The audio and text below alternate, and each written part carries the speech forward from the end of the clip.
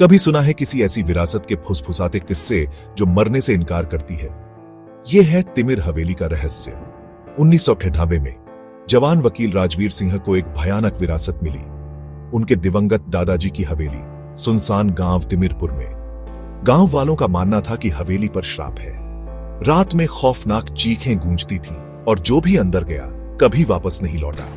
राजवीर, एक समझदार आदमी, इन कहानियों को अंधविश्वास समझकर टाल देता था, लेकिन वो हवेली जाने की ठान लेता है।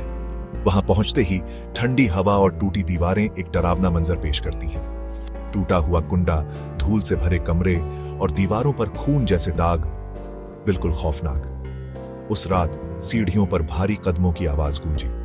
राजवीर ने अपना टॉर्च उठाया, लेकिन कुछ नहीं मिला। अचानक एक दरवाजा खड़खड़ाया और ठंडी हवा एक औरत के धीमे सिसकने की आवाज ले आई।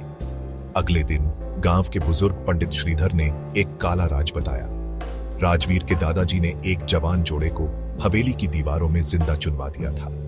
उनकी प्रताड़ित आत्माएं वहीं भटकती थी। राजवीर को एक टूटी हुई दीवार मिली और उसके पीछे दो कंकाल आपस में लिपटे हुए। जैसे ही उसने उनके अवशेषों को बाहर निकाला, हवेली जोर से कांपने लगी। एक तांत्रिक को बुलाकर राजवीर को पता चला कि केवल सही विधि से ही आत्माओं को मुक्ति मिल सकती है। अनुष्ठान के बाद हवेली की दीवारें हिली, चीखें हवा में गूंजी और फिर सन्नाटा।